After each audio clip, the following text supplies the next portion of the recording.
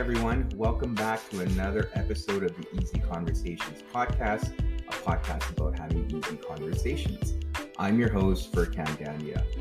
I'm really excited to share this episode with you today. It's the last episode of 2021, and I can't believe the year's just flown by. So I wanted to thank everyone that's tuned in throughout the year and listened to all the episodes.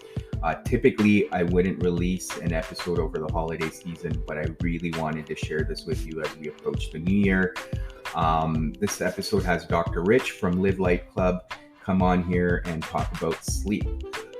I had the luxury of recording this episode a couple months ago, so I implemented a lot of things that Dr. Rich shared with me in this episode, and I can tell you it's really improved my productivity and overall emotional regulation, and I feel more in control.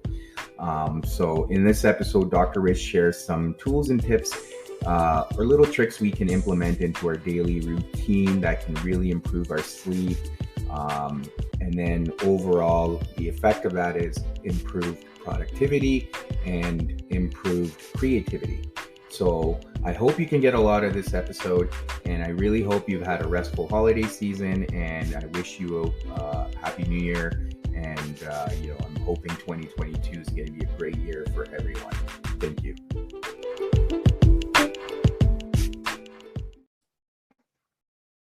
All right, Dr. Rich, welcome to the Easy Conversations podcast. Super grateful for having you on this episode and for you to take the time. I know we've had scheduling conflicts along the way and a couple of hiccups, but really appreciate you wanting to do this and coming on here. I think I'm really excited about the topic we're going to cover, especially in the field that you're an expert in. So, and I'm sure listeners will get a lot out of this episode too.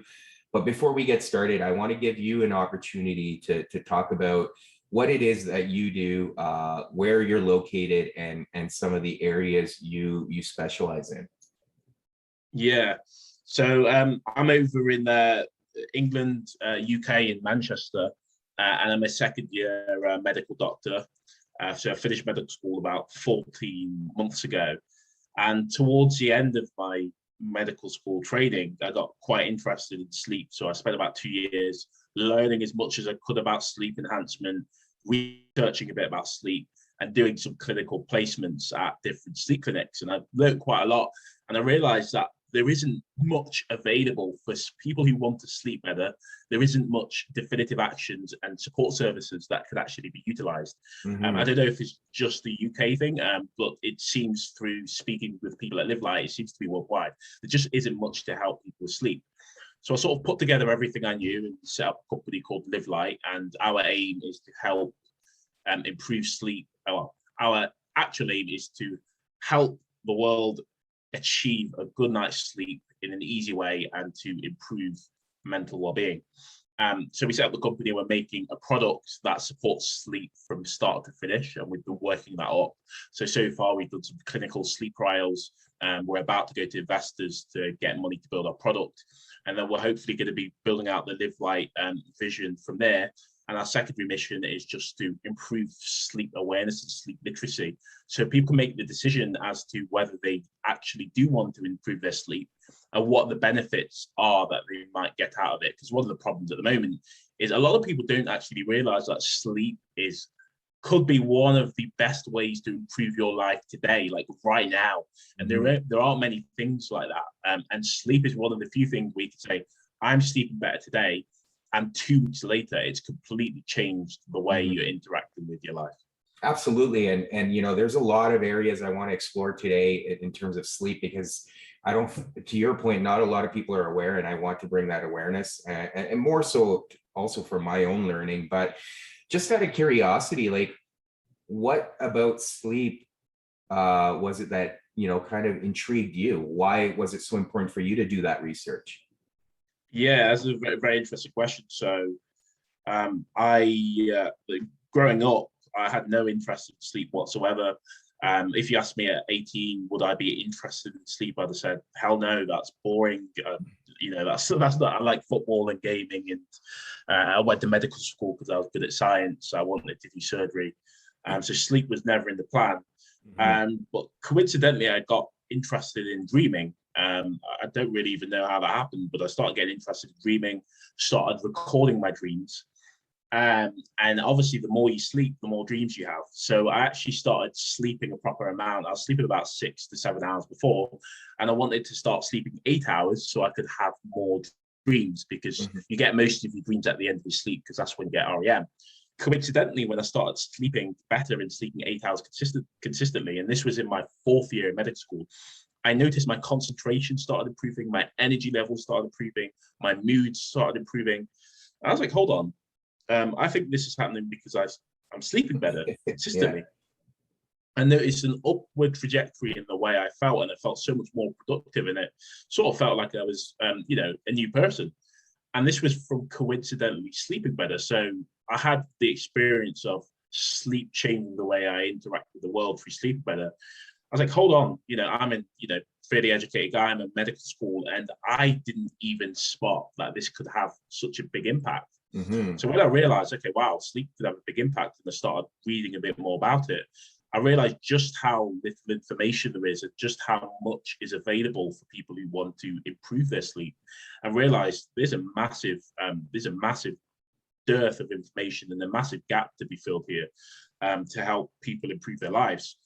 And when you start digging into the research, there are actually some well-known, definitive, easy methods that you can start integrating into your life to build a good sleeping habit that works for you. It isn't rocket science. It just hasn't been implemented in a way that has been adopted in the general population. So that just caught me from there, and I just sent myself in learning everything I could about sleep, because it's quite logical as well. And that fits in with my personality. I like learning about logical things that you can piece together in, fairly exact ways. Sleep's actually quite logical, quite simple, quite straightforward. And it just snowballed from there, turned into Live Light. And you can learn a lot when speaking to people about the sleep. There's very common themes in why people aren't sleeping properly. And there's usually quite definitive actions you can take to improve that sleep. So you can say, hey, try this, and you'll start to see an upward trajectory. And then also, as I mentioned before, it's amazing. Sleep might be the best productivity and life improvement hack that we have available. A lot of people go searching after diet. What's the amazing diet that I can make to make me feel better or make me feel healthier? Or what can I do in the gym that's gonna, give me those endorphins? But actually, nobody's looking at sleep, and sleep may be a tier above those two. Of course, they're essential, but sleep is the only one where you can start doing it, sleeping better for 2 weeks, and you get immediate improvement. So that immediate significant improvement that you could get from sleeping better also encapsulated me, because there's an area of self-improvement that's just completely ignored.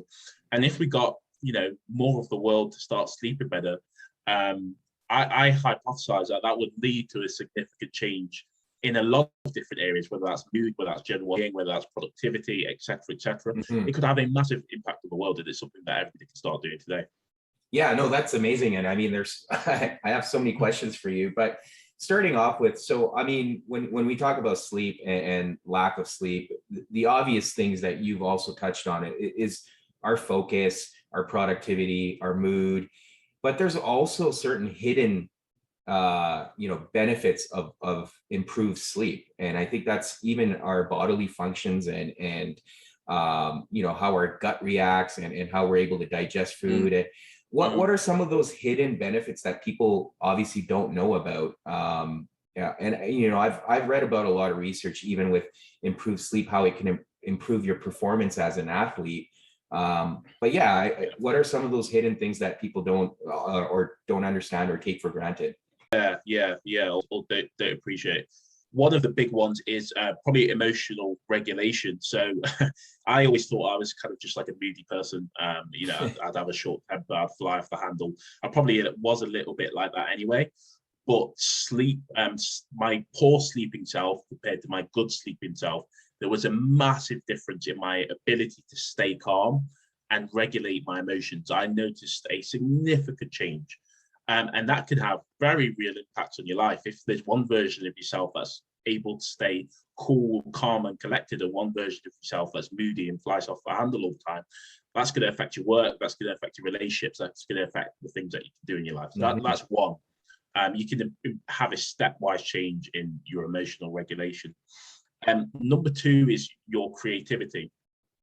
And this is huge. So from what we know about sleep at the moment, there's different phases of sleep that you might have heard of. There's light sleep, deep sleep, and REM sleep. Light sleep is best described as a transition phase to help you get into deep sleep. There's a little bit of a restorative function there, but not much. It's mainly to get to deep sleep.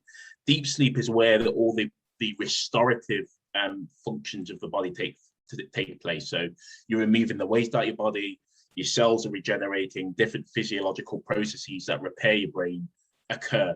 And then the third stage of sleep, which we don't know a lot about, is REM sleep. And this is where we dream. And the thing about REM sleep is what we think occurred during REM sleep is the brain undergoes this process where it makes links between different abstract ideas, okay? So all the things that have been invented that people go, whoa, why didn't I think of that? Is essentially by making links between two abstract ideas that you might not otherwise have made a link to before. And REM sleep is the phase in which these abstract neurological links are made. Okay, so it's the phase of creativity. That's why the saying sleep in it, I don't know if you have that in Canada, it's like when you have a difficult decision to say sleep in it, it's because you sleep in it, you then feel, you then go through the creative process of REM sleep, and then you wake up with a solution. That's a very definitive function that happens in REM sleep, and there's loads of studies to show improved creativity. So actually getting the right amount of sleep on a consistent basis can lead to significant amounts of creativity that we haven't really got around to measuring now. I experience that anecdotally, and I feel I'm a lot more able to find solutions to problems when I'm sleeping well. So they're the two big ones: emotional regulation, creativity, and then there's also focus. That may be obvious or not, but if you get the amount of sleep that you need, you're going to be far better able to focus. So a lot of times when people cut out on sleep, is the common reason is because I don't have enough time to sleep. I've got loads to do. I'm sleeping 6 hours so I can get 2 more hours of work done. And that's a completely fair point to make. I used to do the same as well.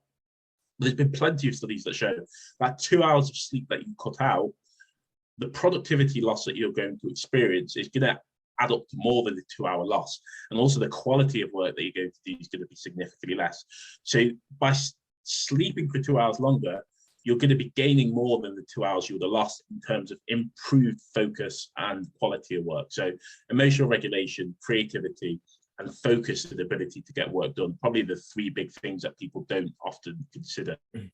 The first thing I'd say to premise this is if you've been sleeping whatever your number is, 6 hours, 7 hours for a period of time, and you often hear people say, yeah, I can cope with 6-7 hours. If you've been sleeping a certain length for a period of time, several months, your body adjusts and adapts to that new level of normal. It's a suboptimal functioning level of normal, but it adjusts and it feels normal. I experienced that. I was sleeping for 7 hours for several years in my life, and my body adjusted. The problem is that adjustment was unemotionally regulated, poorly focused, poorly concentration, low mood, poor concentration. But I thought that was my normal. So even if you think you cope with it, you might be surprised when you start sleeping better, the change that you experience. Generally, the amount of sleep that most people need is 7.5 to 8 hours. And what I advise people to do is increase the amount of sleep you need in half-an-hour increments until you no longer feel tired waking up in the morning and throughout the rest of the day. That is the best way to measure whether you're sleeping well. Are you tired throughout the day? Apart from a post-lunch dip that you might have heard of, like often around 2 or 3 o'clock, there is a natural dip in our energy levels that lasts for about half an hour, which pretty much everyone experiences to different degrees. Outside of that, if you're feeling tired during the day, there is a 95% chance you are not getting enough sleep and you need to sleep more at night. And for most people, that's 7.5 to 8 hours. It's very, very, very unusual to be able to function optimally on less than that. There's a gene where some people function completely normally on less than 7 hours of sleep. But that gene is exceedingly rare. I've heard statistics like it's more likely to get hit by lightning. I'm not sure the exact number, but it's very unlikely that you're that person who can function optimally on 6 hours sleep. So 7.5 to 8. And what I always say to people is, don't take my word for it. How about you just try sleeping better for 1 month, getting to a routine where you're sleeping 8 hours, see what the difference is. At that point, if you've experienced the difference and you're like, now I want to go back to 6 hours sleep, go back to 6 hours sleep. And that at least you've informed yourself and you've seen what the difference is. And for some people, they will go back to 6 hours sleep. But how few of us have actually tried to experience that sort of sleeping better period over an extended period of time. We live our whole life sleeping 7, 6, whatever, because that's our new baseline. So give it a try, see if you feel better. Mm-hmm. And there's a good chance that you'll never go back and your life will be significantly improved because of it. Yeah, no, and I can attest to that. Like the weeks where I consistently sleep 8 hours, I feel amazing. It's even hard to describe because I feel more in control. I feel like, to your point, more regulated. I'm not as cranky. I feel more productive. Overall, my mood feels better. So right. I can attest to the 8 hours because I've experienced it. Now, the challenge is the consistency, right? And I think that's where a lot of people struggle. The other stuff I hear is, and I guess in terms of hours, like, I guess that's another question I have. Like, what are the optimal hours? Because I know some people go to bed late, even if they're getting the 8 hours. But based on some stuff I've heard, there's still also an optimal number of hours where you want to go to bed at, right? Like, you don't want to be staying up too late because I think there's a certain, like you said, certain time in the middle of the night where your body really loses that energy. I think there's also an aspect of, for people that are athletic or play sports, the human growth hormone, like, I think that also generates a lot more when you're sleeping. So what are some of those hours and some of the things that are happening while you're sleeping during those hours? Yeah, so it's something you might have heard of called the circadian rhythm, which is essentially the 24-hour body clock within our brain that dictates when we feel like we should go to sleep and when we should wake up. And essentially what that does is it leads to changes in our body temperature, changes in melatonin, which is the sleep hormone, and changes in adrenaline, which is the alertness hormone. And this generally follows a rhythmic 24-hour pattern that's pretty standardized for everyone. And usually the best time to go to sleep in coordination with that circadian rhythm is between 10 to 11 o'clock at night for most people. Mm-hmm. And that's synced with the sunset and the sunrise. That does vary between different people. So you'll have night owls who go to bed a bit later, and then you'll have early sleepers who go to sleep a bit earlier. Mm-hmm. And that's because they have different variations in their circadian rhythm. But again, for the average, for 95% of people, it's generally going to be that 9:30 to 11 o'clock range when we're most primed to go to sleep. Mm-hmm. And you'll know when that is with yourself.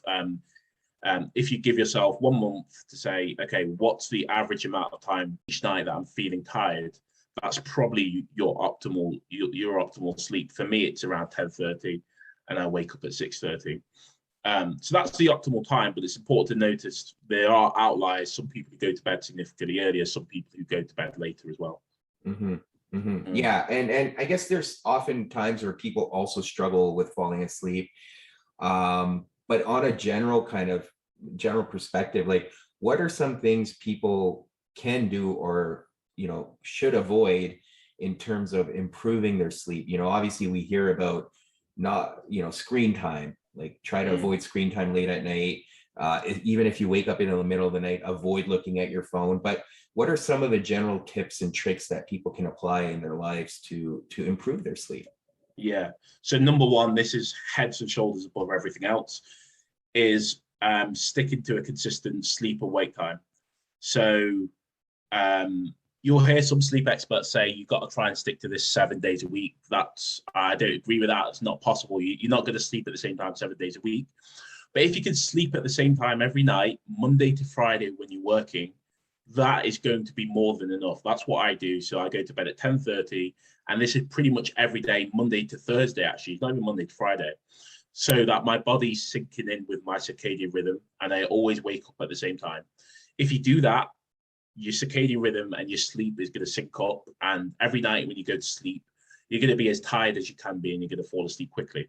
If you're going to bed at 9 o'clock one night, 1 o'clock one night, 10 o'clock one night, you're not syncing your body and your circadian rhythm. And essentially, when you go to try and sleep, your circadian rhythm is not going to be in line. So you're not feeling as tired as you should do when you go to sleep. And then that's when you're going to have problems falling asleep. So going to bed and waking up at the same time every day, even if you don't get as much sleep as you'd like during that night, always wake up at the same time, because the circadian rhythm doesn't correct very well. So say if you go to bed at 12 and the night before you went to bed at 10, your circadian rhythm is going to be saying, go to sleep at 10, okay? And it's going to have a sleep window where you feel tired, but you miss that sleep window at 10, and then you try to go to bed at 12, but now your body's alert. So you're going to have massive problems if you're going to sleep at inconsistent times. So keep your sleep schedule consistent, Monday to Thursday. Anecdotally, I found it doesn't actually matter that much on Friday and Saturday. If I go out of rhythm a bit, my body can catch up on Sunday pretty easily. But if you go to bed at different days every time, you're going to really struggle to sleep. So that's the first thing I always tell people to improve. The second thing, one of the biggest reasons why we don't sleep very well, or it takes us a long time to fall asleep, is a racing mind before bed, is not being able to switch off the mind. And that's quite a hard thing to get out of the routine of, because I think for all of us, going to bed is literally the first time of the day where our mind actually gets to speak without any other distractions. So your mind's just going 100 miles an hour. That keeps you awake. You can't fall asleep for an hour. So at Live Light, what we propose is that you should have a pre-sleep relaxation routine where you spend half an hour to an hour before bed with the lights off, doing something relaxing and enjoyable that allows you to decompress and de-stress before you actually try to sleep. So that when you do try to sleep, you're actually tired and it's easier to fall asleep. Also, by having that half an hour to an hour before bed, you give your brain a chance to start producing melatonin, which is a sleep hormone. And when your brain recognizes, right, we're in a dark room, it's time for bed, it will start producing melatonin before you actually try to sleep. What doing this does, in combination with going to sleep at consistent times, it increases your sleep confidence. And what that means is every time you try to sleep, you actually fall asleep. So your body becomes more confident, your mind becomes more confident with the fact that you're trying that, right, it's time to go to sleep, and you get progressively better at sleeping. What happens with insomniacs is their body and their mind that loses confidence that they could fall asleep because they've had so many bad attempts of not being able to fall asleep. So by doing this, you create a psychological confidence, which then starts to snowball into you becoming a good sleeper. They're the two big things. You make those two changes and you don't make anything else, that's going to improve your sleep today, okay? Might take a few weeks to get into the routine, but that's going to improve your sleep. The big one about screens, there's only one instance where I tell people do not use screens. And when I say don't use screens, there's not many do's and don'ts, because that makes things hard, right? And people don't like do's and don'ts. But the one time you should not use screens is when you wake up in the middle of the night. So I would completely banish screen times. When you wake up in the middle of the night, don't look at your phone, because that's the primary cause of waking up and not being able to fall back to sleep. Once I stopped looking at my phone, even to look at the time during the night, I had no problems waking up and falling back to sleep. It's completely normal to wake up 2 to 3 times a night, by the way. But your body should be able to fall back to sleep within 5 minutes, and that's completely natural. So they're the 3 big things. And I actually recommend using your phone or screens before bed if it can help you relax, okay? So the phone's a tool. If you can use it and avoid distracted things like texting or whatever distracts you, if you could avoid that and you use it to help you relax, whether that's music, sleep sound, watching YouTube videos, we actually found that this can help people to relax and fall asleep. And the benefits of that outweigh the negatives. And the negatives in this instance are the light that comes from the screen, which has some effect on melatonin. But we actually think as long as you're relaxing before bed in the dark room, you start to produce melatonin. Any decreases you have in melatonin from the screen is probably negligible in comparison to the melatonin that's already been generated, and you're relaxing yourself. So we think actually phones and screens isn't that bad and can actually help you sleep and is unlikely to negatively impact your sleep. For some people, it might do, so trial and error. But you should really be fixing the foundational things, which is relaxing before bed and consistent sleep times, before you start looking at the little things like phones and this and that and all these little herbal remedies. They're the main things that are going to help. Yeah, no, and I find like the nights where I do a nighttime meditation, I have the best sleeps, or even when I go for yoga and then just come home straight and go to bed after a shower, like it's the best sleeps I have. So I'm glad to hear that there's research that supports that. One of the other things I did want to ask you, because I heard about a research recently about productivity, especially when we use the snooze button. So obviously, you know, a lot of people snooze. They're like, okay, I'll get an extra 10 minutes, 20 minutes of sleep. I'm not ready to wake up. But the impact of that, you may think is 20 minutes of extra sleep, but it's really profound. What have you found in your work? Yeah. So I guess that's probably when we speak about what is Live Light trying to change fundamentally, this is probably the biggest thing in 15 years' time, if we still exist and everybody in the world is sleeping with Live Light, it's literally going to be because of this reason. So the snooze and the alarm will not exist in 20 to 30 years. That's my hope. So 100 years ago, we didn't have phones and we didn't have alarms, and guess how we woke up? We went to sleep with the sunset and we woke up with the sunrise, and we woke up in a natural way. What happens now is your alarm wakes you up, and it wakes you up unnaturally when your body's not ready to wake you up. And the reason why this is a problem is because when we wake up naturally, we wake up in light sleep, okay? When we wake up with an alarm, we wake up either in light sleep or deep sleep, depending on where the alarm falls. If we wake up in deep sleep, which is the unnatural state of sleep to wake up from, we wake up feeling groggy, shocked, stressed, and tired out of sleep. And this happens quite often, especially if you're not sleeping enough. And when you're snoozing repeatedly, you're essentially just repeatedly waking yourself up out of deep sleep. You're hitting yourself over the head with a baseball bat repeatedly, shocking yourself repeatedly out of sleep. And this leads to something called sleep inertia, where we essentially feel groggy for an extended period of time. And that's one of the main clinical sort of negatives to using the snooze is you essentially wake up just completely dazed, and it lasts an extended period of time. And waking up out of light sleep, you wake up feeling refreshed, you wake up in a good mood, you wake up feeling ready to go. From a psychological perspective, you wake up with momentum. You jump out of bed, you're like, right, let's go and get that day. Although we can't quantify that, what's the difference when you wake up out of bed feeling like, right, I had a great sleep, I'm ready to go, let me go and attack the day, versus I don't want to get out of bed, you know, I'm feeling unmotivated, I'm feeling stressed. That's going to have significant ripples across the rest of your life. So if you are going to use your alarm, you say don't snooze, because there's a good chance you're going to be waking up out of deep sleep. What we're doing at Live Light is essentially reproducing the sunrise effect, right? So you use what's called a wake-up light. It's a sunrise simulator. Half an hour before you wake up, it reproduces a natural sunrise in your room, lightens up the room. And you may think, I don't want to wake up in a light room, but wait till you try it. What happens, the light enters your eyes whilst you're asleep, half an hour before you wake up, gradually increasing in light intensity. What the light does is it hits receptors in the eyes, and it gradually pushes you out of deep sleep into light sleep. So you always wake up reliably out of light sleep, waking up refreshed every single day, compared to an alarm that wakes you up refreshed maybe once or twice a week, depending on where it falls.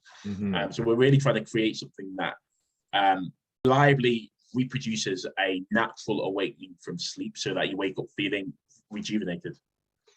No, that's great. And I guess in terms of what I was, the study I was alluding to, they said when you do snooze, I think that extended period of time you were referring to is typically 4 hours. So just to give people an idea of the impact that can have, like for 4 hours, you're going to be groggy and unproductive. So it's just the importance. One of the last things I wanted to touch on, just more so because I'm super curious, but in terms of sleep, and you talked about dreams. I think Freud had talked about the whole our subconscious thoughts that come to us when we're dreaming, stuff that we've tucked away. Based on the work you've done, or because I know you said you were like recording dreams and stuff, is there some truth to it? And what is the source of our dreams? Often, I find like if I'm really stressed out about something or I'm thinking about it throughout the day, chances are I might dream about it. But what's going on when we're in that state?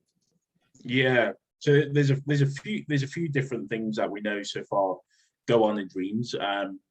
But probably the most boring one is things that we did during the day. Yeah. We replay it in our dreams to consolidate the learning. So say if you're doing a manual task, like you've just started learning how to control an airplane and you're doing all these new tasks, you'll then repeat these tasks in your dream. And in the dreams, you'll create neuronal connections that consolidate your learning so that tomorrow, when you go to control the airplane, you can do stuff instinctually. And there's been studies that actually show that, right, play a piano, learn this pattern, have a nap, come back, and they're 20% better at playing the piano because of the neuronal connections that are developed. So just like frank improvement in skills. Number two, the one we spoke about earlier, connecting abstract patterns between things. So, you might be building a house, and then later on you've looked at the sun, and then you have a dream, and then in your dream your dream marries those two things together, and it says, oh, hold on, okay, you're building a house and the sun's out, what would happen if we put solar panels on the house to control, stuff like that, just abstract patterns that you wouldn't necessarily bring together in normal life. That occurs during dreams as well.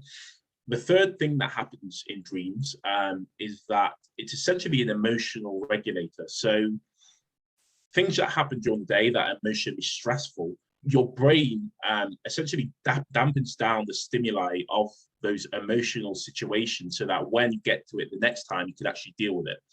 And what happens in PTSD, if people who are listening, if you haven't heard of it, it's a traumatic disorder where people re-encounter emotional events. What happens in patients with PTSD is they essentially have an abnormal reaction to emotional stimuli that's happened in the past.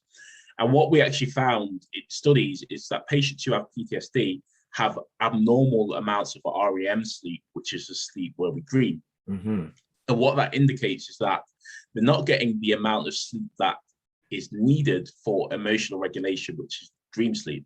So dream sleep plays a massive role in essentially emotional regulation and dampening down of traumatic stimuli that happens during the day. And essentially what that is summarized to is our ability to deal with stress. If we're not sleeping very well, our ability to deal with stress is absolutely smashed. So they're the three big things that we know at the moment: is skill improvement, creativity, and putting together abstract patterns, and emotional regulation. And I'm interested in something called lucid dreaming. I don't know if you've heard of that before. Yeah. But do you mind expanding on that for listeners who haven't heard about it? Yeah. So lucid dreaming is essentially when you're in a dream and you're conscious, you become aware that you're in the dream. And then you're able to essentially control the dream from that point onwards and experience sensations within the dream as if that dream world was a real world action. Okay. So often what happens the first time you have a lucid dream, you sort of in the dream, the dream's a lot more vivid than usual. And then you experience a moment and you're like, whoa, I'm in a dream. But I'm in bed and I'm sleeping, but I'm in a dream, I'm aware, and I'm in this world where it's a virtual world, and you can experience real sensations. And this sounds completely crazy until you've actually experienced a lucid dream where you can touch things, you can fly with them in real time. So there've been some early studies about using lucid dreaming to overcome traumatic experiences, like sort of interacting with the trauma in the dream and facing up to it, and then patients' trauma essentially bleeding away. And that's only just scratching the surface of what we could do with lucid dreaming. Potentially there's stuff like improving your skills in sports, etc., etc. I think it's going to play a role later down the line in our ability to develop a virtual reality. So going from, Oculus Rift, where you put the helmet on, to just plugging in, some cathodes in your brain and just plugging into a new world. I suspect lucid dreaming is going to be one of the keys to actually developing the technology for that. So I'm very excited to see how that develops, and hopefully a bit further down the line, and that will be something that I'll help. I'll be actively involved in trying to build up and explore. Yeah, that whole world just sounds a little bit crazy, and but it'll be interesting to see how it all develops. I guess you've touched on Live Light Club a little bit, but for listeners, what is it all about? What are you planning on doing with it? If you don't mind expanding on that a little bit, and for people like that want to learn more about Live Light Club. Yeah. So what we talked about today is we kind of know how to help you improve your sleep. The problem is like, how do you actually implement that into your daily routine? How do you start doing these things? How do you stick to it, etc., etc.? We know what to do, but how do we actually do it? What Live Light is developing is a product that actually integrates all these things and allows you to develop your bedtime routine in a very easy way, in a way that you can integrate into your daily life, and in a way that makes it fun, that you actually look forward to going to sleep and sticking to a routine. So it's a process to help you sleep from start to finish, fall asleep quickly, stay asleep deeply, and wake up in a refreshing way, so you can get all the lovely benefits that come in your life sleeping better, but in a way that you can actually do it pretty easily. And the way we're doing that is we're combining a sunset and sunrise simulated light and a mobile phone app together. And the way that works is it simulates a sunset over a period of about 30 minutes before you go to bed. Whilst the sunset's happening, you do your relaxation routine, and we'll have different relaxation exercises to do on the app. And that helps you fall to sleep quickly, and you can personalize it to how your routine suits you. And then if you want help staying asleep, you can produce sleep sounds from the mobile app. And then in the morning, it simulates a sunrise to help you wake up naturally. And this could all be fully customized on the mobile app. So at the moment, you can get wake up lights. They exist, but they aren't on a mobile app. So that means you can't really personalize it. You can't get all the different sounds that you want to use. It's really hard to integrate into your personal routine. By combining the two, it just makes it really easy to build a good sleeping life in a very simple way. So you can achieve the best sleep that you could possibly achieve in a short space of time, compared to having to trudge through Google and all the different self-help, sleep, herbal remedies, all that nonsense. It might take you a year to build the sleep routine that you want to build. Whereas with what we're developing at Live Light, it might take you a week, and then you're sleeping well for the rest of your life, and you're actually enjoying the process of going to sleep. So that's what we're doing. We're developing that product, and we're essentially building our company around it.